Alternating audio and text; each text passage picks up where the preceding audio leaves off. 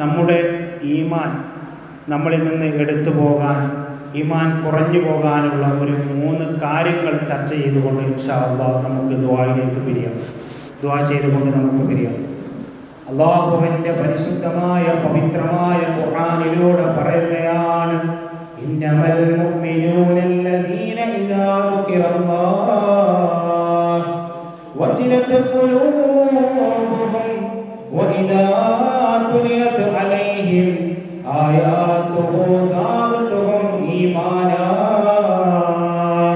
അല്ലാഹു റബ്ബുൽ ഇസ്സത്തായ പടച്ച തമ്പുരാൻ അവൻ്റെതായ പരിശുദ്ധമാക്കപ്പെട്ട ഖുർആനിലൂടെ പറയുകയാണ്, പ്രിയപ്പെട്ടവരെ, അല്ലാഹുവിൻ്റെ ഖുർആനിൻ്റെ ആയത്ത് നമ്മുടെ കേട്ട് കഴിഞ്ഞാൽ നമ്മുടെ ഹൃദയം കിടകിടാ വിറക്കുമെന്ന്, പേടിച്ച് വിറക്കുമെന്ന് അല്ലാഹുവിൻ്റെ പരിശുദ്ധമായ ഖുർആൻ പറയുകയാണ്.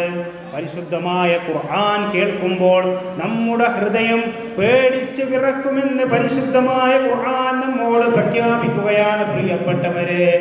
അപ്പോൾ അള്ളാഹുവുമായിട്ടുള്ളൊരു കണക്ഷൻ നമുക്കുണ്ട് എങ്കിൽ നമ്മുടെ ഹൃദയം കിടകിടാ വിറക്കുന്നതാണ്.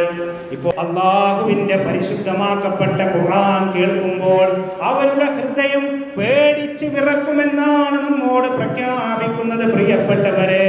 എന്നാൽ നമ്മുടെ ഹൃദയത്തിൽ ഈമാൻ കുറഞ്ഞു പോയോ എന്നുള്ള ഒരു വിചിന്തനം നമ്മൾ നടത്തേണ്ടതുണ്ട്. ഈ 3 കാര്യങ്ങൾ നമ്മൾ വളരെ ശ്രദ്ധിക്കേണ്ടതുണ്ട്. ഒന്നാമത്തെ കാര്യം നമ്മൾ ചർച്ച ചെയ്യുകയാണ്, ഈമാൻ കുറഞ്ഞു പോയി എങ്കിൽ തെറ്റ് ചെയ്തുകൊണ്ട് ഇങ്ങനെ ഇരിക്കും, തെറ്റ് ചെയ്തിങ്ങനെ കൊണ്ടിരിക്കും.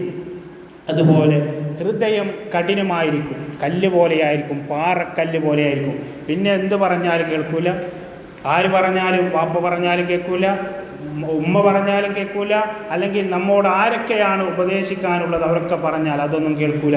ഒരു നെവർ മൈൻഡായിട്ടായിരിക്കും. അപ്പോൾ ഹൃദയം കഠിനമായി പോയിട്ടുണ്ടാകും.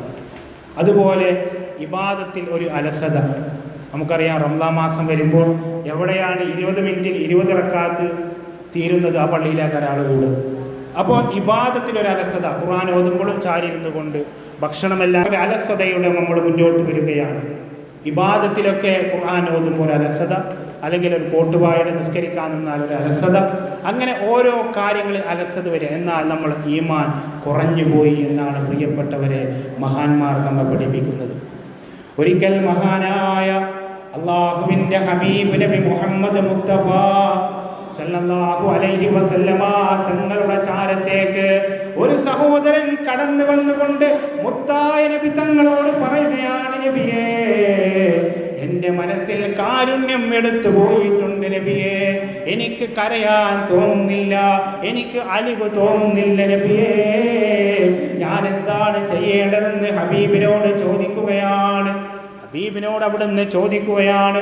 പ്രിയപ്പെട്ടവരെ, നമുക്കറിയാം, ഇന്ന് ജീവികളോടാവട്ടെ മനുഷ്യന്മാരോടാവട്ടെ കാരുണ്യം എടുത്തുപോയി നമ്മുടെ മനസ്സിൽ നിന്ന്. നമുക്കറിയാം, വയനാട് ആ ദുരന്തത്തിൽ ഒരു പോലീസ് ഉദ്യോഗസ്ഥൻ പറഞ്ഞു, ഒരു ഗർഭപാത്രം എനിക്ക് കിട്ടി. അത് പറയുമ്പോൾ നമുക്കൊരു വേദനയില്ല, അത് കേൾക്കുമ്പോൾ പോലും നമുക്കൊരു വേദനയില്ല. എന്നാലോചിച്ച് നോക്ക് പ്രിയപ്പെട്ടവർ, ഒരു ഗർഭപാത്രം എനിക്ക് കിട്ടിയെന്ന്. അതുപോലെ പാറകളുടെ ഇടയിൽ നിന്ന് ഓരോ മനുഷ്യന്മാരുടെ തല വേറെ, കൈ വേറെ, ഉടൽ വേറെ, എത്രയോ ശരീരങ്ങളാണ് പൊറുക്കെടുത്തത് പ്രിയപ്പെട്ടവരെ. അങ്ങനെ കേൾക്കുമ്പോഴും നമ്മൾ അറിയുമ്പോഴും നമ്മുടെ മനസ്സിനൊരു അലിവ് തോന്നുന്നില്ല. എന്നാൽ അവൻ്റെ ഹൃദയം എങ്ങനെ? പാറ പോലെയാണ്. ഹൃദയം പാറ പോലെയാണ്. അപ്പോൾ അള്ളാഹുവിൻ്റെ ഹബീബിനോട് ഈ സഹോദരൻ വന്നുകൊണ്ട് പറയുന്നു, നബിയേ, എൻ്റെ ഹൃദയം കാഠിന്യമുള്ളതാണ്, അതുകൊണ്ട് മയപ്പെടാൻ ഞാൻ എന്താണ് ചെയ്യേണ്ടത് നബിയേ? അവിടുന്ന് പറയുന്നു, നീ യതീമക്കളുടെ തലയിലൊന്ന് തലോടി കൊടുത്താൽ മതി, നിന്റെ ഹൃദയം കഠിനമുള്ളത് മാറിക്കിട്ടുമെന്ന് ഹബീബ് നബി മുഹമ്മദ് മുസ്തഫ സല്ലല്ലാഹു അലൈഹി വസല്ലമ തങ്ങൾ പഠിപ്പിക്കുകയാണ്. അതുകൊണ്ട് പ്രിയപ്പെട്ടവരെ, ഹൃദയം കഠിനമായിട്ട് നമ്മൾ മുന്നോട്ട് പോയാൽ നമുക്കൊരു രക്ഷയില്ല. അത് ഏത് കാര്യത്തിലാണെങ്കിലും, ഒരു സമ്പന്നനാണെങ്കിലും വിചാരിക്കും മറ്റോ കുറേ കഷ്ടപ്പെടട്ടെ, അവൻ കുറേ ഇടങ്ങേറാകട്ടെ, അങ്ങനെ വിചാരിച്ച് അപ്പോൾ നമുക്ക് രക്ഷപ്പെടാൻ പറ്റുകയില്ല. നമ്മുടെ ഓരോ കാര്യങ്ങൾ നമ്മൾ എടുത്തു നോക്കുമ്പോൾ അങ്ങനെ തന്നെയാണ്. അല്ലാഹു റബ്ബുൽ ഇസ്സത്ത് അല്ലാഹു നമ്മളെ കാക്കട്ടെ, അത്തരം ദുരന്തങ്ങളെ തൊട്ട് അല്ലാഹു നമ്മളെ കാക്കട്ടെ. അതുകൊണ്ട് പ്രിയപ്പെട്ടവരെ, നമ്മുടെ ഇബാദത്തിൻ്റെ ഒരു അലസത മാറാൻ, നമുക്ക് ഈ ലോകത്തോട് വിട പറയുമ്പോൾ കലിമ ചൊല്ലിക്കൊണ്ട് ലോകത്തിൽ നിന്ന് വിട പറയാൻ, പ്രിയപ്പെട്ടവരെ, ഈ പട്ടാമ്പിയിലുള്ള പെരുമുടിയിലുള്ള തോട്ടുങ്ങലുള്ള ഓരോ ആളുകളും മനസ്സിലാക്കേണ്ടത്, നമ്മളൊക്കെ ഈ ലോകത്ത് നിന്ന് കലിമ ചൊല്ലിക്കൊണ്ട് വളരെ ഈമാനോടുകൂടി നമുക്ക് വിട പറയാൻ ആഗ്രഹമുള്ളവരാണ്. എന്നാൽ നമ്മുടെ ഇബാദത്ത് അലസതയില്ലാതെ നമ്മൾ ഇബാദത്ത് ചെയ്യണം. നമ്മൾ അലസതയില്ലാതെ ഇബാദത്ത് ചെയ്യണം. മഹാന്മാരൊക്കെ അവർ നിസ്കരിക്കുകയാണെങ്കിലും മറ്റുള്ള സൽക്രമങ്ങൾ ചെയ്യുകയാണെങ്കിലും വളരെ ഒരുങ്ങി തയ്യാറായിക്കൊണ്ടായിരുന്നു.